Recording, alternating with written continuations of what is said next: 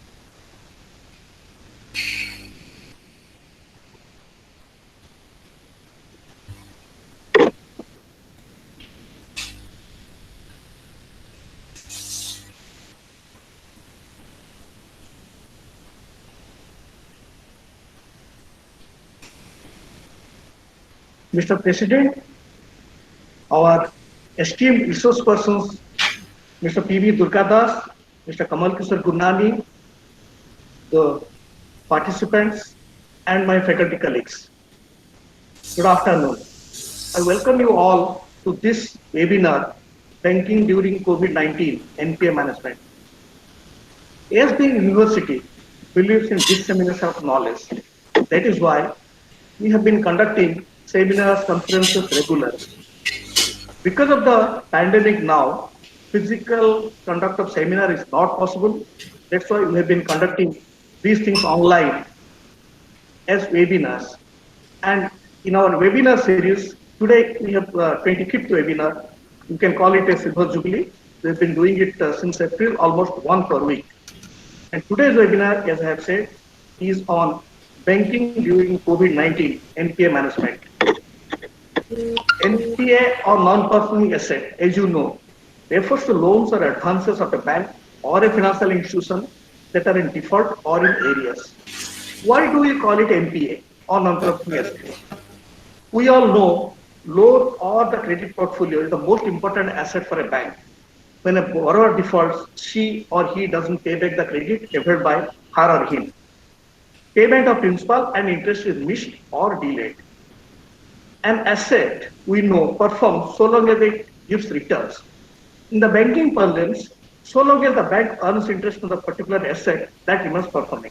And if there is no interest, there is no earning for the bank, the asset doesn't perform the function it is supposed to perform. So we call it non-performing asset.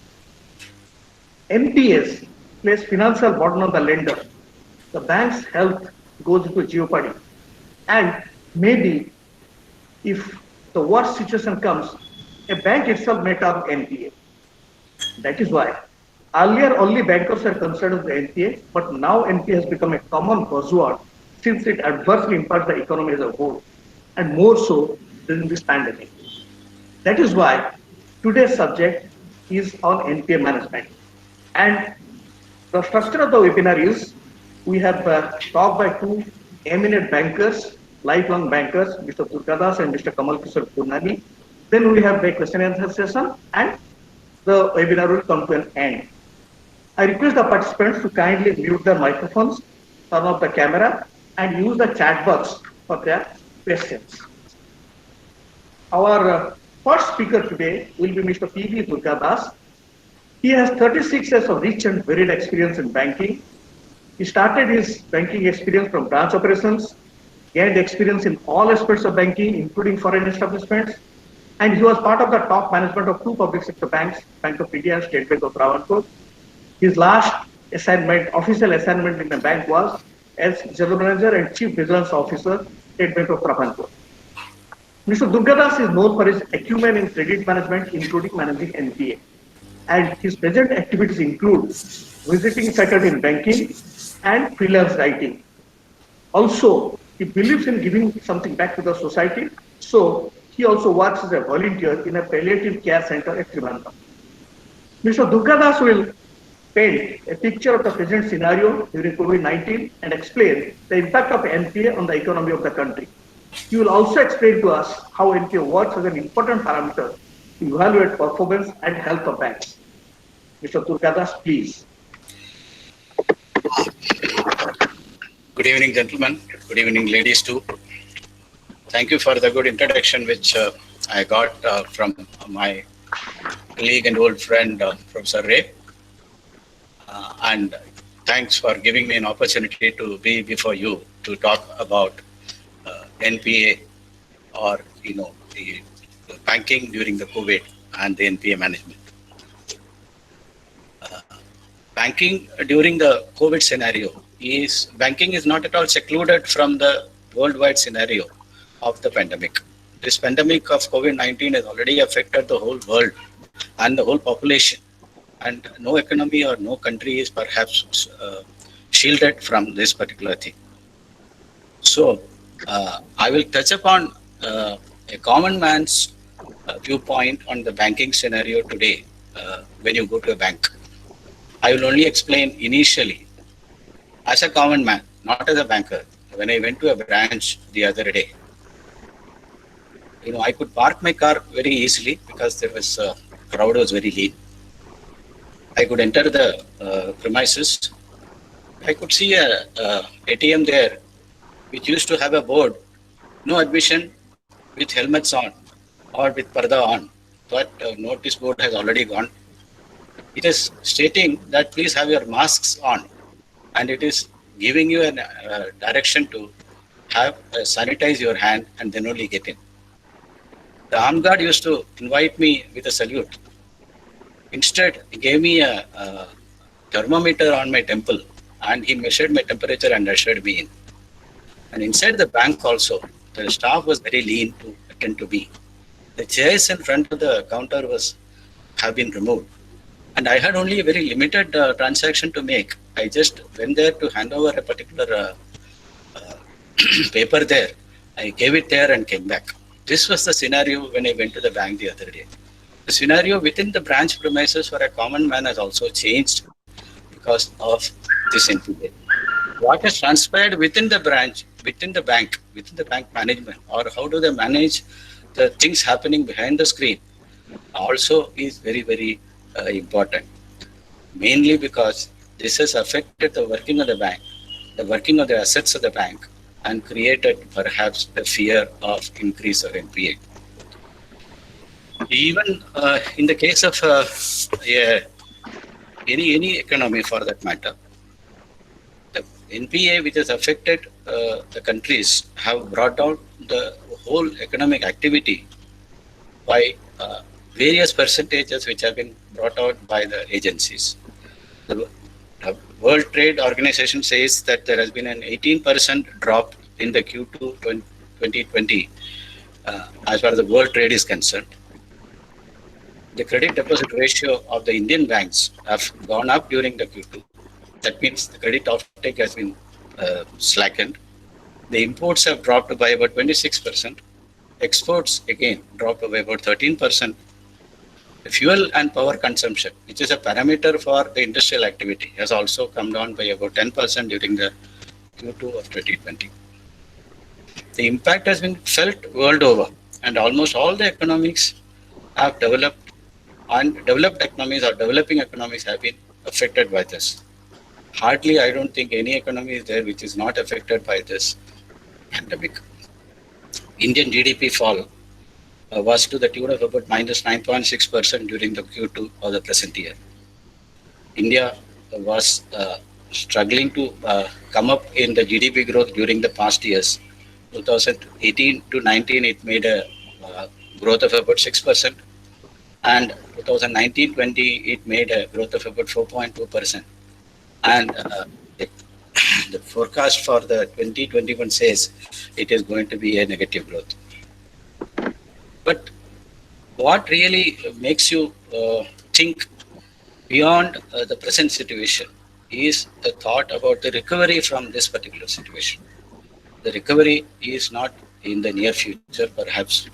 Nothing is certain. Perhaps the development of a vaccine, testing of it, multiplying it and reaching it to the public may instill more confidence and recovery of the economy in a slower rate. It's almost certain that the recovery is not going to be a V graph. We hope at least it is a U graph. But as on today, it is almost like an L graph which is showing. It is almost on a low ebb which is stagnating. Economy like India or any other economy, wherever the whole economy grows on the banking system or linked to the banking system, the sectors which have got affected during this epidemic are mainly energy, power, travel, hospitality. They have got strongly affected to the negative growth. Hospitality industry, as you know, is almost on a standstill. Big liners, especially these cruises, have almost stagnated. And even the cruise companies in Italy have thought of even breaking their cruise ships and selling it for the metal price. Infrastructure facilities, infrastructure sector, real estate sector, textiles, engineering have also been moderately negative. Agriculture and food processing sector or the healthcare and pharma sector may be showing a stagnated level or a growth level during this epidemic. All the banks have got enough exposure to all these sectors. So the NPA or the performance of the assets of the bank definitely depends upon the performance of the sectors to which the exposure is there. So there is definitely going to be an impact on the performance of the assets held by the bank of these various sectors. Payments are going to be irregular. The accounts are going, once it has become irregular, it is going to become an NPA. The interest cannot be booked or it cannot be accounted for as per the norms. Once it becomes an NPA, the provisioning has to be increased. Provisioning means providing for the non-performing assets from the interest earned in the performing assets. So definitely there will be a depletion in the interest income, and the reduced net income is a result of that. The net profit may get totally depleted, or even banks may go to a net loss scenario. And the risk weightage, when it is increased, even the CRAR ratio will go haywire. Banks rating also to that extent may come down. With great difficulty during the past years, we have been trying to attain the capital adequacy ratio. And last year's capital adequacy ratio of about 30%, that is 12.9, was reached by the Indian banking system. And with the increasing NPA looming large on us, I think it will be a very big question whether we will be able to maintain it or go further and to attain the norms prescribed by the Basel III. NPA is again like a pandemic which has affected the public. NPA is equivalent to the pandemic. If it is equivalent to the public, NPA is equivalent to the bank. This particular disease or the menace or the curse which is happening to the bank right from time immemorial.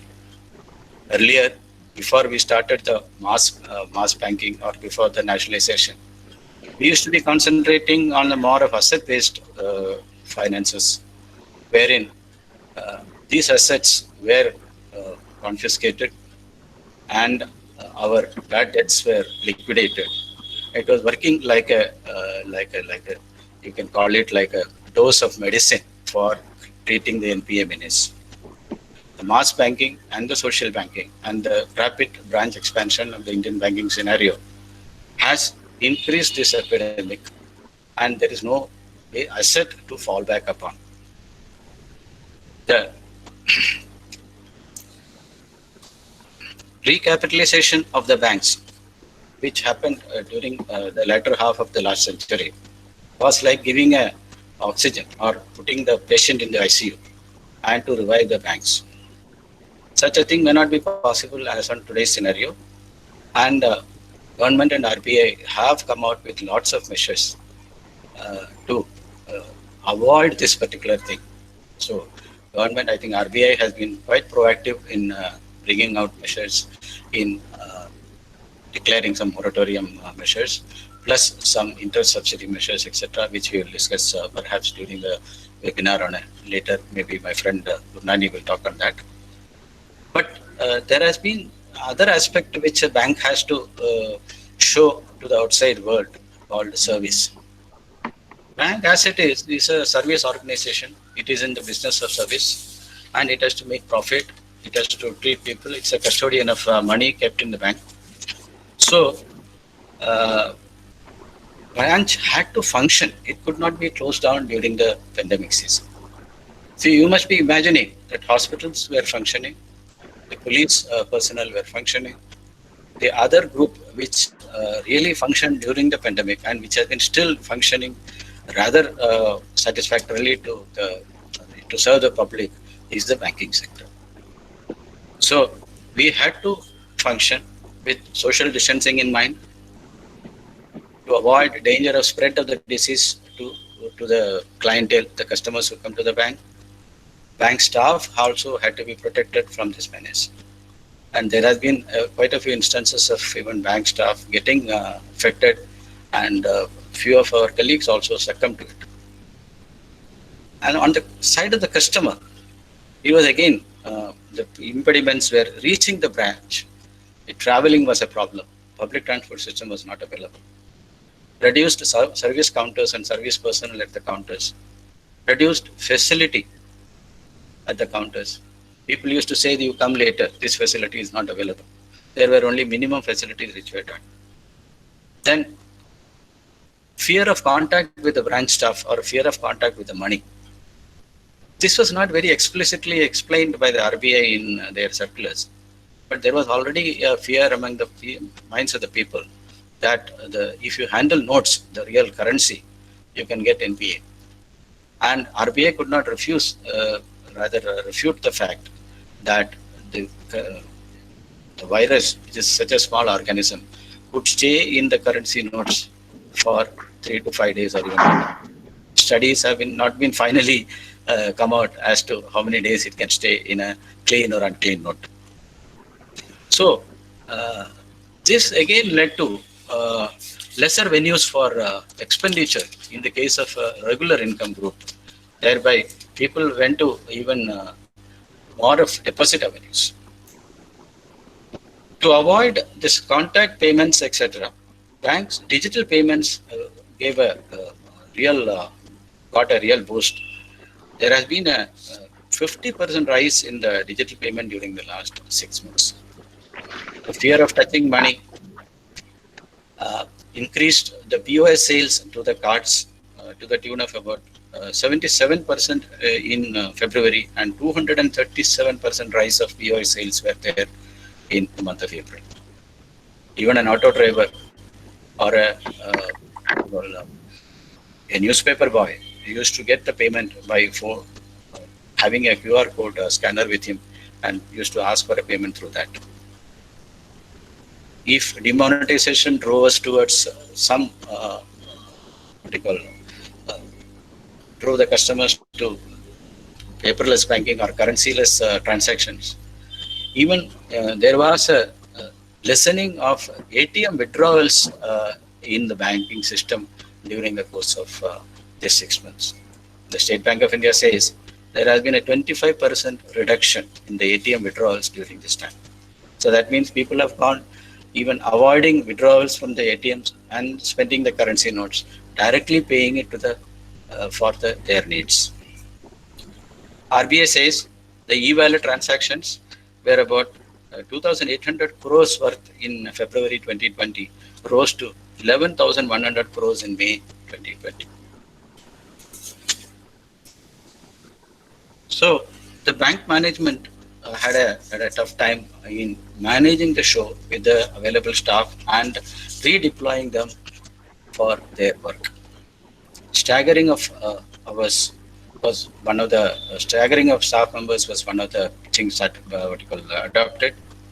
Work from the nearby branches to avoid travel, and work from home. That is one particular aspect of working which was hitherto not very much known in the public sector banks. Of course, it is prevalent in private sector banks.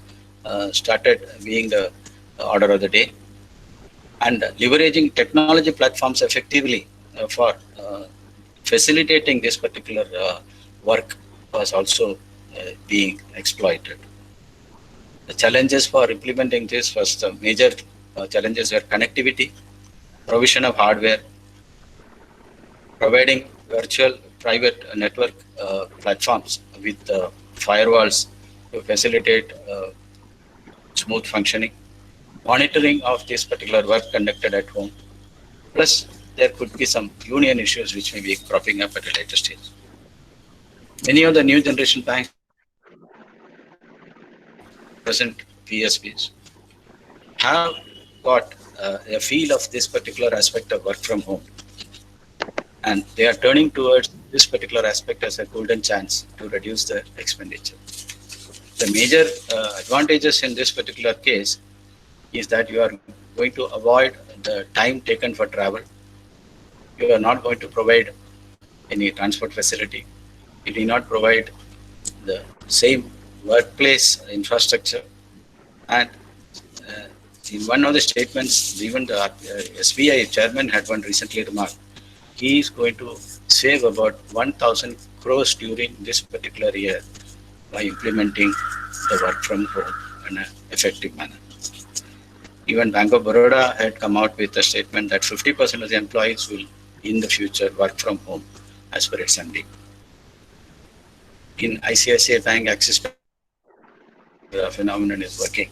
So it may be that in the near future that we may be having lesser number of staff in the branches, and more transactions will be taking place from the house itself. Now also you can open an account from the sitting in the bank.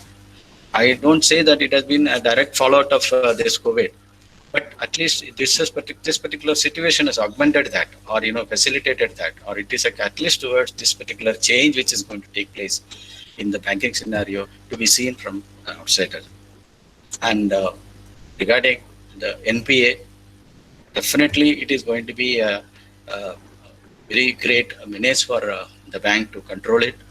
RBI has come out with a lot of things to control the NPA, manage it, and to stall slippages. But how effectively it is going to be implemented, or whether after implementing it, once the concessions are lifted, once the moratorium is lifted, how our economy is going to bounce back and come to a level, it is yet to be seen. But one particular impetus which this COVID-19 has created is that banks will be able to consolidate more on their working arrangement and come out successful in reducing the expenditure. With regard to the reduction of NPA and the detailed consolidation work of NPA, I think I will not dwell upon more, so that it will be a duplication of ideas given from my side. So let me stop telling one more scenario which can perhaps take place. Suppose you apply for a loan to a bank through the net. You may get tomorrow a call from some bank telling that an interview is fixed with you at a particular moment of time, and you are going to appear in the interview with in the what you call Google Meet, or and your identity may be even verified with your Aadhaar card and your thumb impression, and your interview will be recorded and sent to the higher ups for processing. These type of things are not very far in Indian banking. I think we will have to have lesser opportunities to go to a branch to transact the banking. I think sitting inside the house itself, banking can be transacted in the near future. And this is being facilitated partially, at least, through the COVID-19. I'm not just trying to put it up as a very, very positive side of the banking. The very, very crucial side of banking, of NPA management, I think I will leave Mr. Gurnani to talk. Thank you. Thank you so much.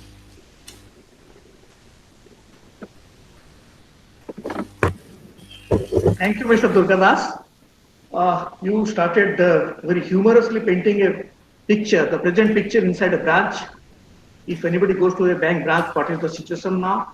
There, from there you have gone to the banking industry as a whole and then the economy as a whole. Thanks for this vivid picture that you have painted. We now go to our next speaker, Mr. Kamal Kishore Gurnani.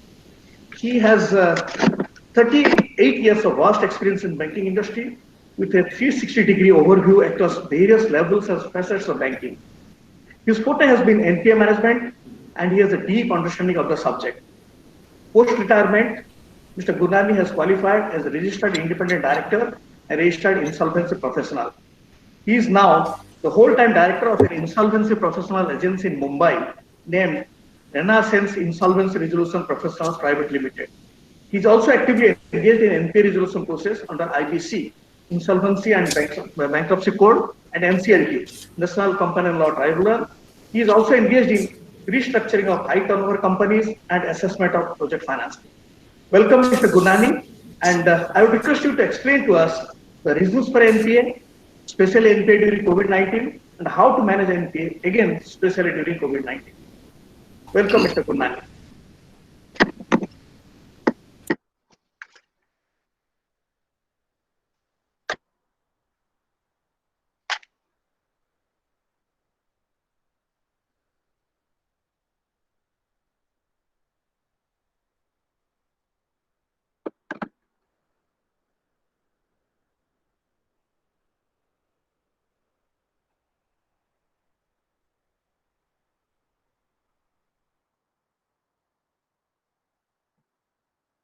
Gurnani, please unmute your microphone. It's muted.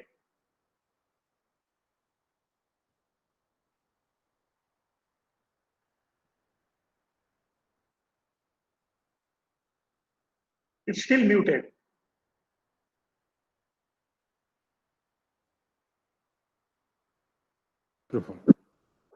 Hello. Am I audible now, sir? Yeah. No, again muted. Again muted.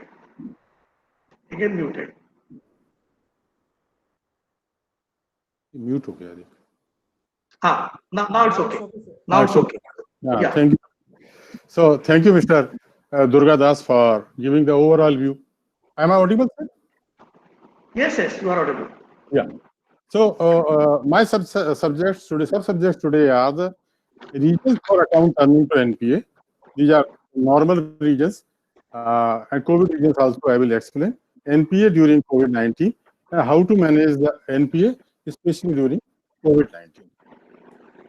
So my discussion will be a little bit practical. There are various regions for which the accounts turn to NPA. This starts from the selection of borrower itself. When the proposal comes to the bank, the selection of borrower, the bank should go for a good due diligence. Because the background of the borrower and the information about the borrower is very much necessary. If the borrower is honest, if we can establish the honesty of the borrower, then the chances of account becoming NPA are reduced to a particular level. If it's at a good level, it can be reduced. This is number one. Number two, selection of the project. The project also is to be selected very diligently. Bankers have the inclination to finance for asset-based finance rather than the project-based. If the asset value PCR or ACR is given 2x, 3x, then the banks are very much comfortable in finance. While the repayment will come from the project, not from the asset. So a shift from the banker side has to be done from asset-based finance to the project-based finance. So these two things before selection of the borrower and the selection project must be seen. Now comes the assessment of the requirement. When the two things are assessed, one is the capital current assets requirement and another is the term loan requirement. When the cash credit limit is sanctioned or BG or LC is sanctioned, very particularly we should sanction, the bank should sanction for that. If we are given the higher cash credit limit or lower cash credit limit, both are dangerous to the health of the company and it may turn to NPA. So I will give an example.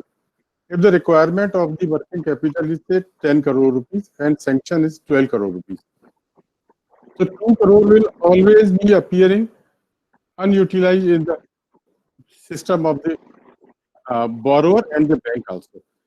This amount may be utilized for some other purpose than because borrower may find any time the good avenue or the good, say, the share market or in the land and building and other things.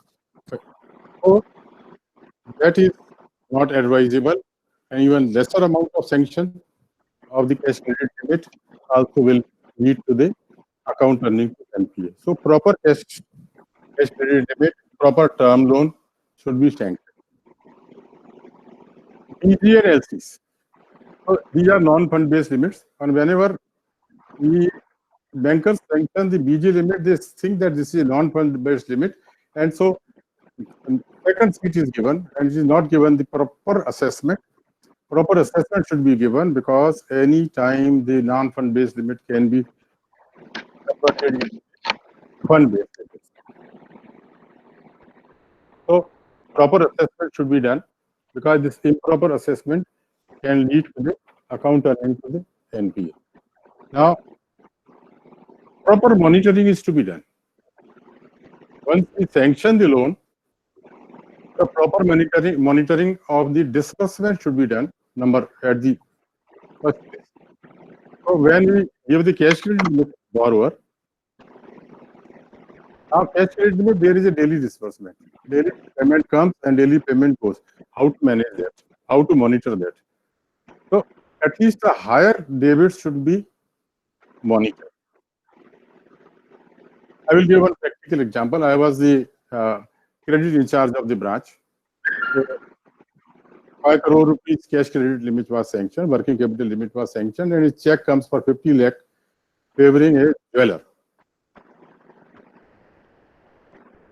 Now, the company was dealing with the sale of the dealership of the cars and motorcycles.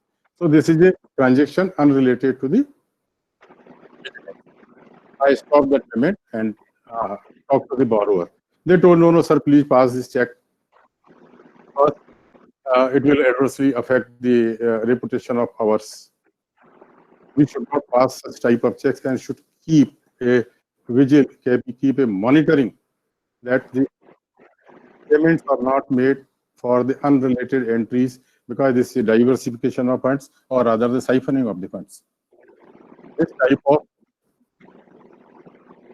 monitoring must be adhered to and be seen. Now, term loan. Term loan is disbursed by the 1 or 2 or 3 installments, so generally for the purchase of machinery or installation of machinery and others. So fine quotation comes to the bank. Yeah, these are the machinery we will purchase from these suppliers also. So the quotations are okay. There are general order suppliers also, which give quotation from the needle to the helicopters. They can supply anything. A proper status report should be obtained on the supplier. There are agencies who give the report, and we can have their balance sheet for 1 year, 2 year, 3 year, in which machinery, whether they are capable of supplying this much machinery of this value, whether they are dealing with this machinery or not. Otherwise, practically, I have seen that sometimes they are not able to supply. Number one thing. Number two, they supply the second-hand machinery. Number three, it is overvalued. So proper inquiry, even the banker's status report can be obtained or before issuing the pay order or the payment to the supplier of the machine. Now we have disbursed. Now post-sanction monitoring is also required. There are post-sanction inspections bank carries out. Sometimes it's formality. It should not be a formality. because post-sanction inspection give the early warning signals also. And we come to know what is the real happening in that place. Here also I will like to give an example to you. I was posted as branch head of a branch. From the audit report, I could come to know that the inspection is not done since like 3 months, 4 months, 5 months, 6 months, like inspection not carried out as per the stipulation. In one account, there were actually 4 accounts, 4 CC limits, 4 term loan accounts.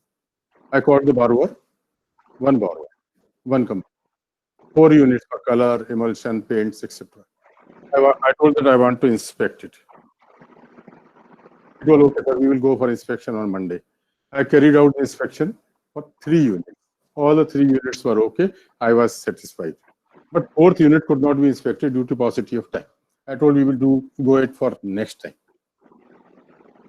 Next time I asked, sir, we will go for inspection. He told, no, sir, we will go later. I am out of station. I am going out of country, like this.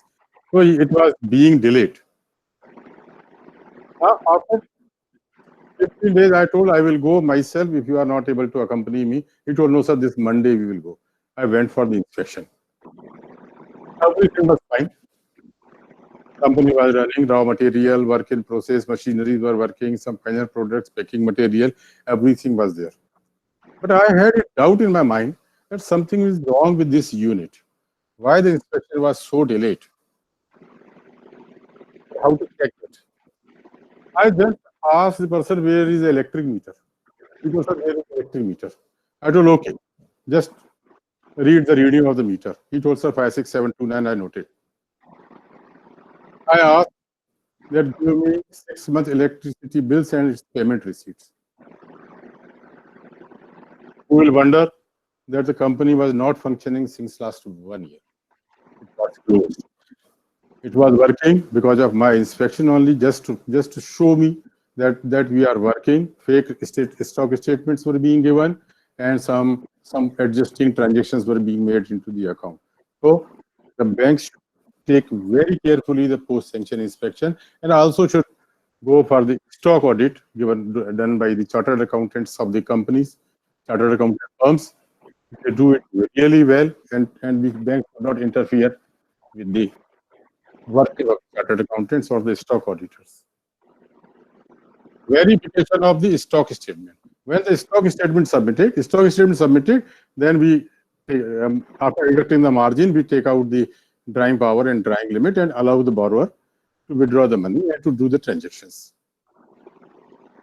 Just bankers, very intelligent bankers, what they do, audited financial statement comes in the month of August and September for the last financial year.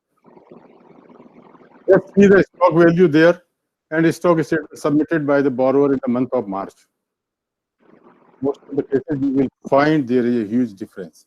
It means that inflated stock statements are given, the stocks were not there, and the borrower withdrew the money. So these things must be checked, preventing the account to go to NPA. There are regions and how to prevent that I am just discussing. There are early warning signals also given by the RBI, that was SMA 0, SMA 1, SMA 2. SMA means mention account. So if the payment is not coming for 0 to 30 days, the account is classified as SMA 0. So the bank comes to know that there is something wrong with the cash flow of the company and the company is not able to make the payment. Like 31 to 60 is the SMA 2 and SMA 2 is the 61 to 90 days, then it goes to the NPA category. Banks must see. There are early warning signals also.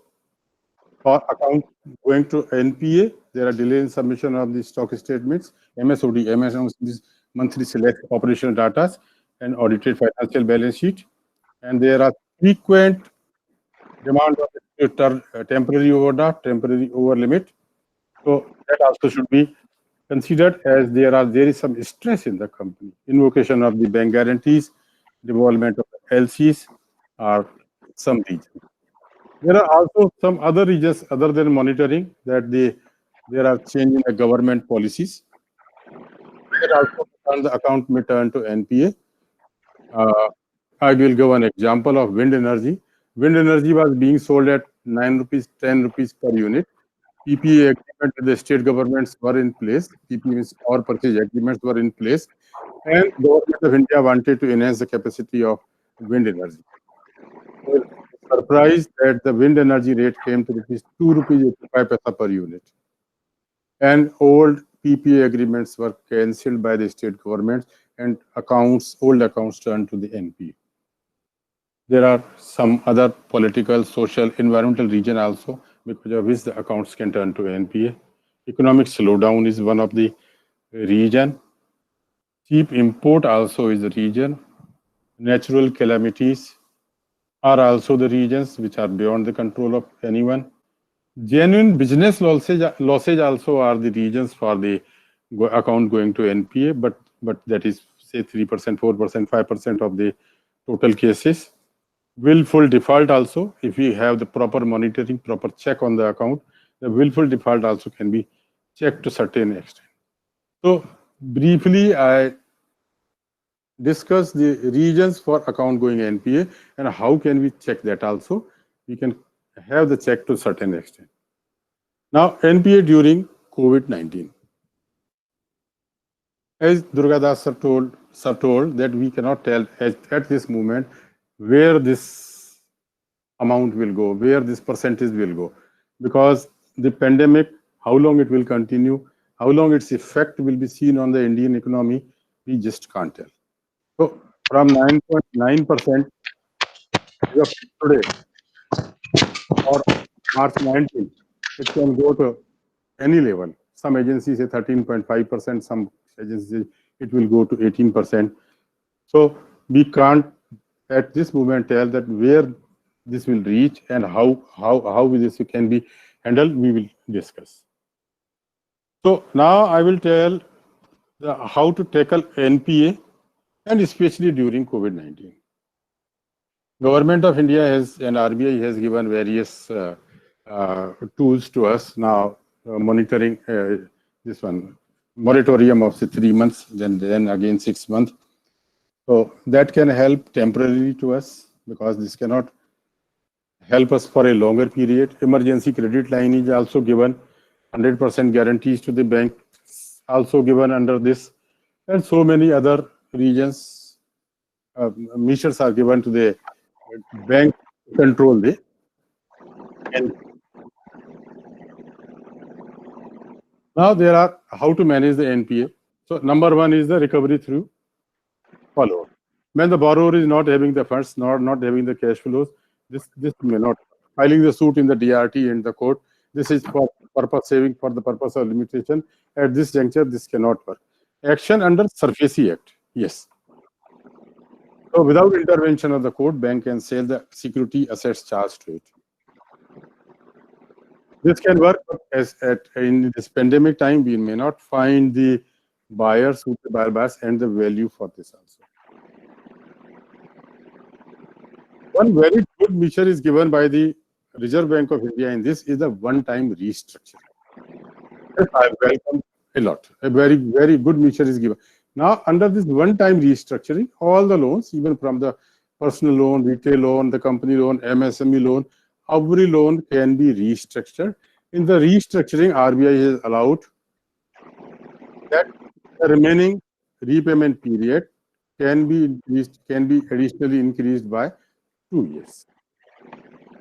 So, if the additional repayment period is given for the 2 years, the EMI may be reduced, and there are some other things also can be done. A moratorium can be given. This 2 years is with or without moratorium. Rate of interest also can be reset or recharged. Additional loan also can be given. Additional loan also can be given, just to see that actually this is a very good measure that we can avoid the NPA, and we can the unit can continue to work and give the employment and the contribution to the economy. FITL also can be created out of this. FITL, funded interest term loan, whatever the interest could not be repaid in the cash credit account, that can be converted into a term loan account, which is called, and to be paid by the installments.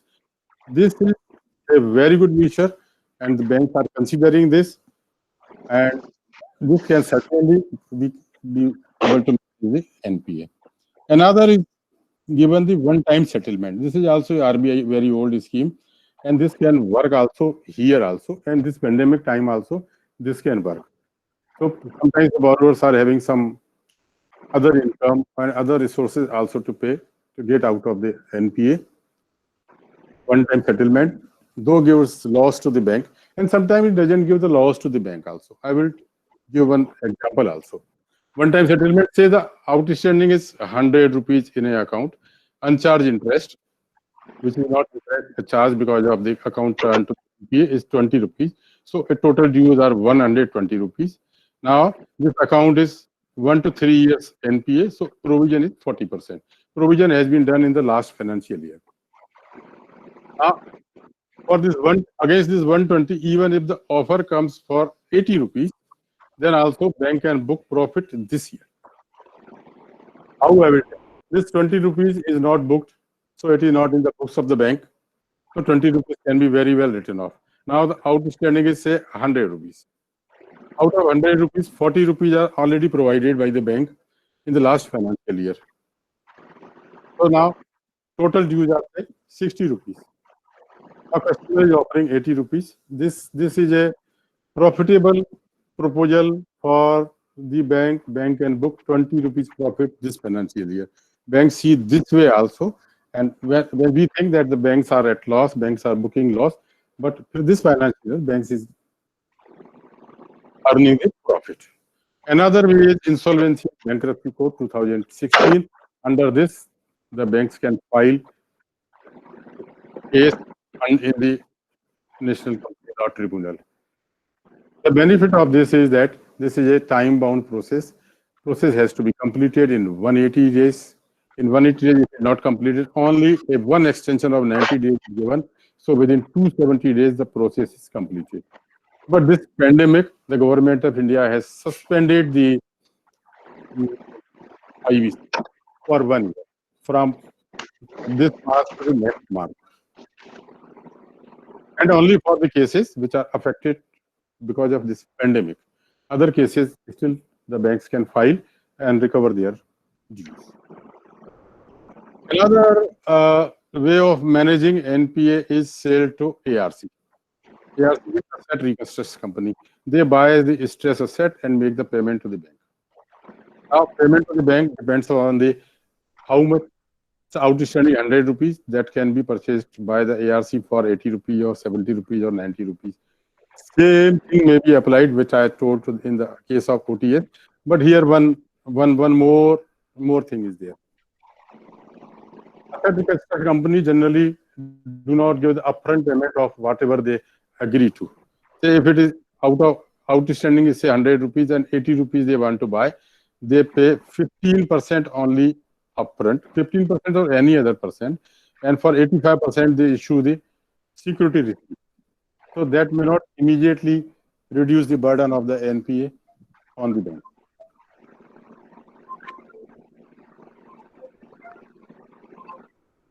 So the bad bank is also a good idea, but this is not prevailing in the India. Government is very well considering this, that the bad bank, they also buy the stress asset. This has worked very well in the US, Indonesia, Sweden, Belgium, and other countries. Government of India is considering if this comes, this is the most welcome step by the government of India. So these are the things which the regions for account turning to NPA during COVID-19, and how to manage the NPA tackle during this COVID-19 is from my side. Thank you.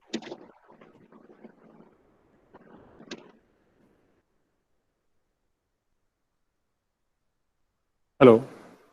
Yes. Yes, sir. It is over from my side. Hello. Yeah. Thank you, Mr. Gurnani. You have explained the practical aspects of NPA in a very simple and lucid manner. Thank you very much.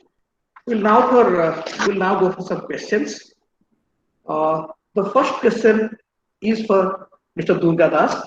The question is, which industries in India had contributed to NPA more before this COVID-19? Mr. Durga Das. Can you please repeat it? Which industries in India had contributed to NPA more before COVID-19? COVID-19 is a different situation. Even before COVID-19, which are there any particular industries which had contributed to NPA more compared to other industries? That's the question. One is steel industry, which I can say. Another major industry, of course, these are again thanks to willful efforters like diamond industry, as you know, who are the persons behind it. Even the aviation industry got affected. I know you know who is the person behind it. Steel industry, the metal was one of the industries which really got affected. I think Gurnani also will be able to tell exactly sector-wise what will be the thing, because my experience in the recent past would have not have been very good. But still, definitely, metal industry was one of the major contributors for NPA in the corporate sector. Yes, sir. Yes, sir. Yes, steel, metal, and power. These are three industries which have contributed a lot in the NPA in the country. Thank you. Another question for Mr. Durga Das. Yeah. Is the problem of NPA limited to India, or other countries also have the same problem? No, it's actually. COVID. Let us forget COVID for the time being. Apart from COVID, is the problem of NPA limited to India only, or other countries also face the same problem? No, actually, most of the developing countries have got the same problem. The developed countries have got their own mechanisms, perhaps. See, whatever mechanisms we started in the post-1991 era, thanks to our globalization and our consolidation of the banking system, based on the recommendation of the Narasimham Committee 1 and Narasimham Committee 2, 1998, plus following the footsteps of the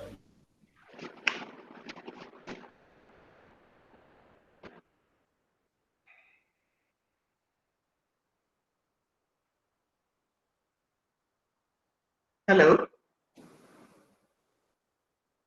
Hello.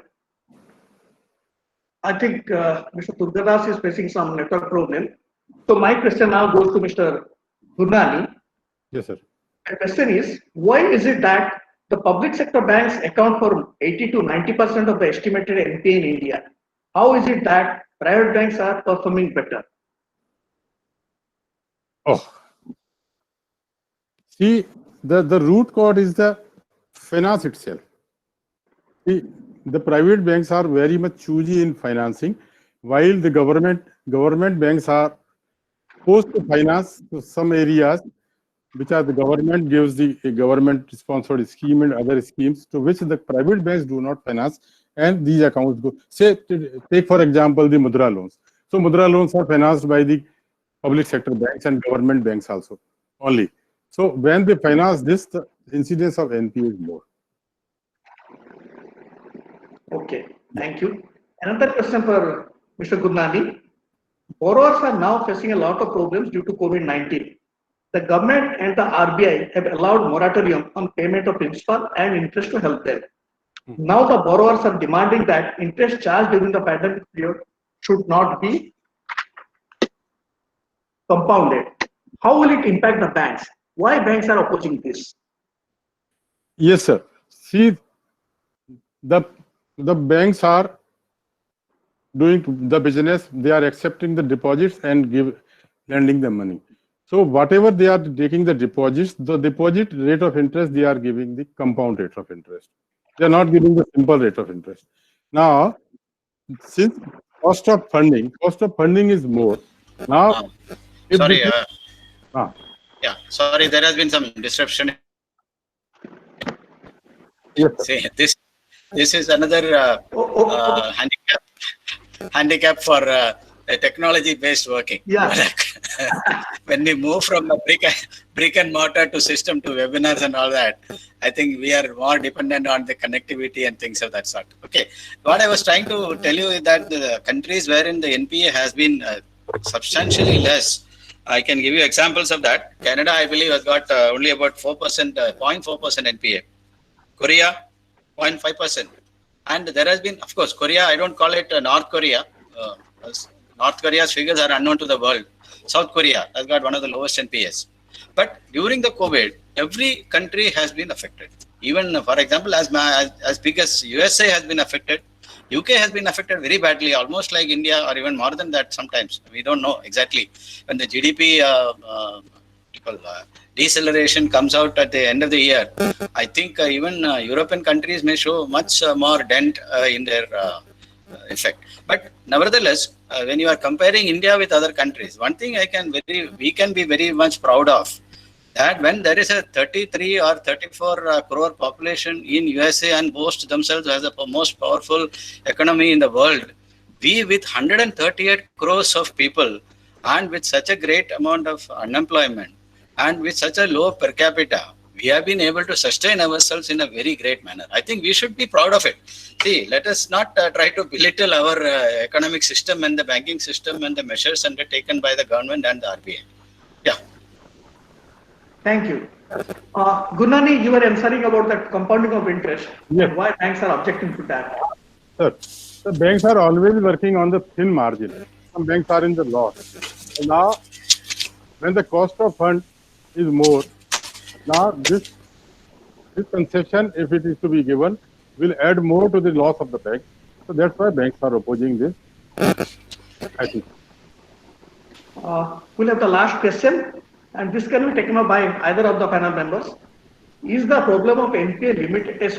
It is said that some banks have hidden NPAs. What is this? How does it impact the banks?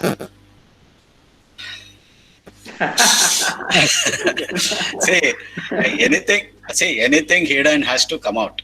See, we used to do perhaps sweeping under the carpet business for a long time. And as I mentioned in my talk, we were perhaps booking our profit by adding interest every year, even though it is not being paid. That was a pre-NPA period, that is pre-1990s period. See, when an asset-based finance is given, at any date, we can fall back upon that particular asset and get our things liquidated. So that was the comfort we had. But once we have gone for a non-asset-based mass financing and a social financing based on the credentials of the borrower and things of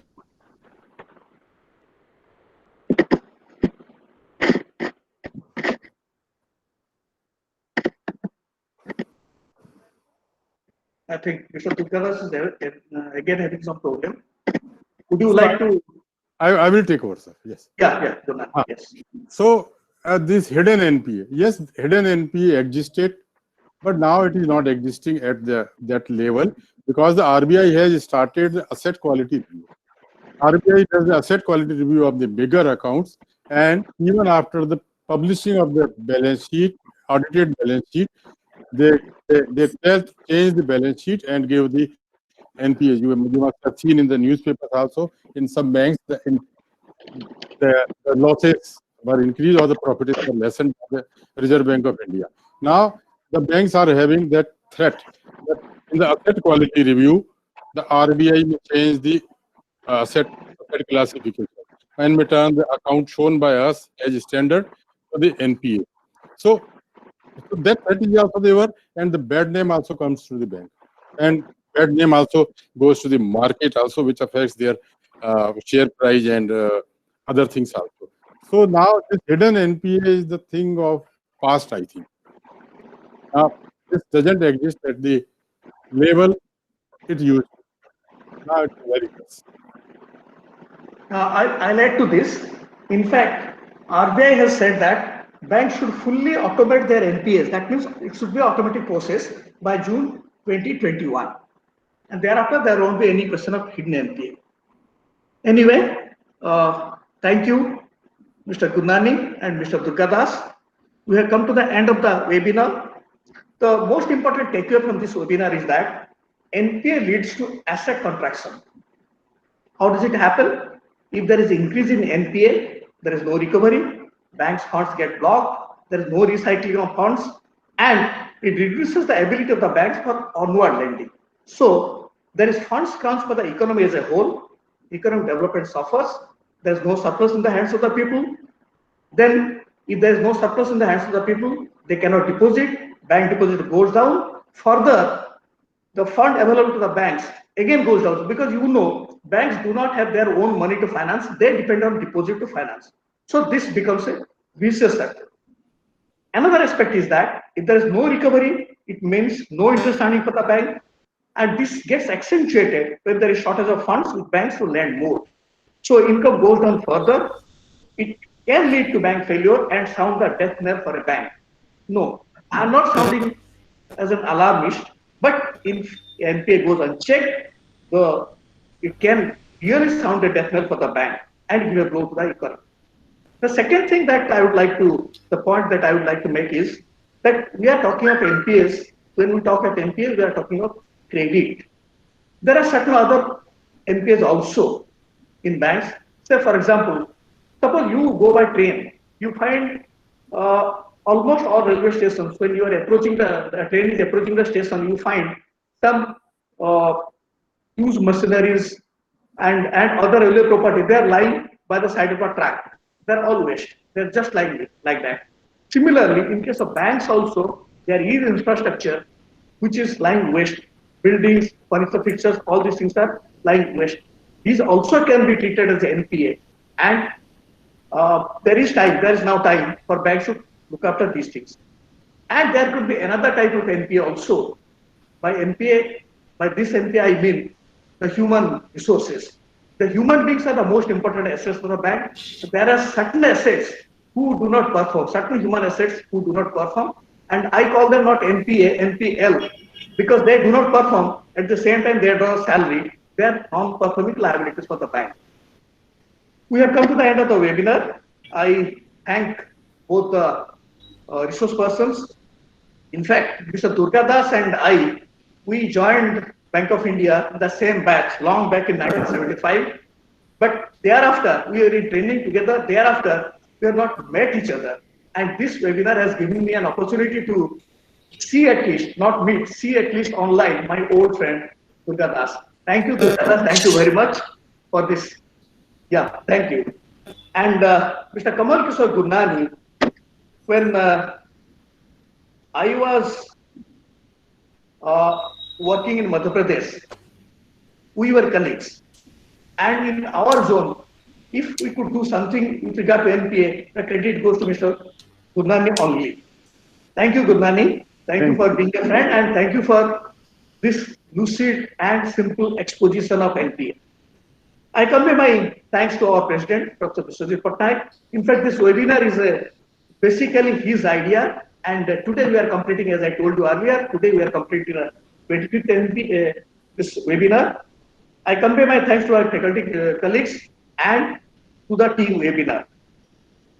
We have 2 more webinars lined up. On 19th November, we are having another webinar on designing logistics, the new normal. It will be moderated by Professor Pratap Kumar Pati. And on 25th of this month, we have another webinar lined up, impact of online advertising during pandemic. That will be moderated by Professor Vardha Prasanna Mahapatra. And I welcome all the participants to these 2 webinars. Thank you all. Thank you all the participants. And thank you, Durgadas and Gurnani, my friends. Thanks again. Thank you. Thank you.